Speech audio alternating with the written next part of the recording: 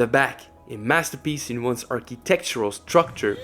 But how does a skinny guy, or really anyone into fitness, get to build it to support the world as good as Hercules does? Well, I'll tell you. I achieved a chiseled gorilla back from only 3 exercises that you should definitely have in your routine so you get to be strong, aesthetic, and functional at every level. Besides that, I also share with you guys a beginner routine that will develop your majestic bumpy back that everyone wants without using any boring machines. Let's wing ourselves into it. First things first, you have to understand that the back is composed of many different muscles, but today we're gonna concentrate and narrow our focus on simply 4 different parts while developing our entire back. The first part we need to focus on is the latissimus dorsi, also known as lats and known as the climbing muscle. Then we have the erector spinae that looks like a Christmas tree but actually goes also all the way across your spine. Then we have the trapezius that has 3 faces to it, and what I like to call it is the Mount Olympus.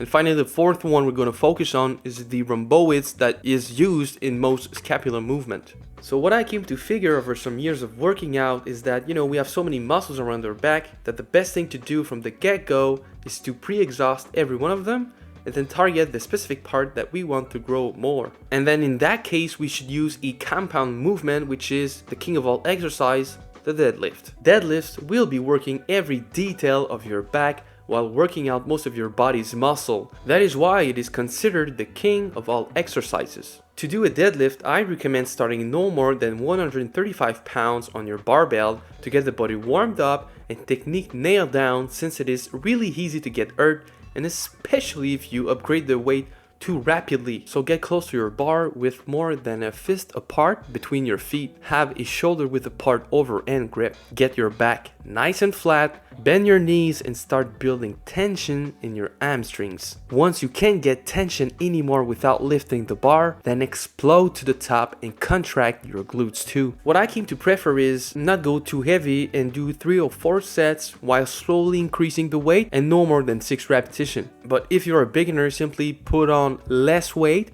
and do more repetition between 8 to 10 so you really get the technique nailed down. From that deadlift, most of my muscles are really hit hard, but we always need more refined work in our lats. So my second exercise will be at the pull-up bar, since it is where I can build the most tension in my latissimus. To me, if deadlift is king, well, pull-ups are the emperor, and especially from weighted pull-ups, which I go straight to after I deadlift. This targets my lats like nothing else, my rhomboids and even some traps. This will actually get you the best bang for your bucks amongst all other exercise, because it is transferable in so many different sports, just like climbing, arm wrestling, swimming, and fighting sports. So when you do pull-ups, I recommend having a shoulder width apart pronated grip. From there, and with this order, retract your scapula, engage your lats, use some biceps, and then finish up with forearms to lift yourself up. Make sure your head gets above the bar. And if you can't do a pull-up yet, that's not a problem. You can simply concentrate on the scapular pull-ups, or even dead hang for at least 20 seconds per set, or negative pull-ups. But when I do weighted pull-ups, I like to have a weight that lets me pull 6 to 8 reps for 3 sets and then drop all the weights, go for another 3 sets of 6 repetitions of simply normal pull-ups. Speaking of reps, if you need help building muscle on your skinny frame, or you simply want to get in shape, I offer you guys my heroic training program specifically designed for you and your needs, so you get to achieve the main character physique of your life. You just have to click the link down below and fill the form. And also, if you want a free physique review to get to understand your strength, your weaknesses, and what you should focus on within your physique, well, click the second link down below and fill the form too. And now for our third exercise, we can't have a well-rounded back if we do not include any type of rows. So this is why I include inverted rows, also known as Australian pull-ups, in the exercise selection. I really love doing inverted rows to really fatigue anything my back has left over from traps,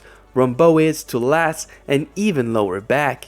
Plus, it's so easy to increase or decrease the difficulty of this movement. In fact, to make it even harder, the only thing you have to do is either unfold your legs, lift one leg up, or get into a supinate grip and row yourself with only one arm. But you need to use the appropriate progression for your level, and for that movement I really like to do between 10 to 15 explosive repetitions. So how can you do them in your nearby gym? Well, find the nearest Smith machine, set the bar really low, get under it, get an overhand grip and bend your knees. Then retract your scapula and use your whole upper back and forearms to lift yourself. If you can't get up, no matter how hard you try, simply do an isometric hold by contracting your scapula for 20 seconds for any given set. As far as the routine I would have prescribed myself back then, it goes like this: 4 sets of light deadlift between 8 to 10 repetitions, 3 sets of pull-ups between 4 to 10 repetitions, 3 sets of scapular pull-ups between 6 to 10 repetitions, and finally 4 sets of inverted rows between 8 to 10 repetitions. I hope you guys found this video valuable, and if you did, make sure to like, comment and subscribe, and share this video with a friend of yours that has problems with his back routine. Also, don't forget about the heroic training program and also the free physique reviews with the links down below. This was Nick Lap. Here we never peak because the best is yet to come. Peace out!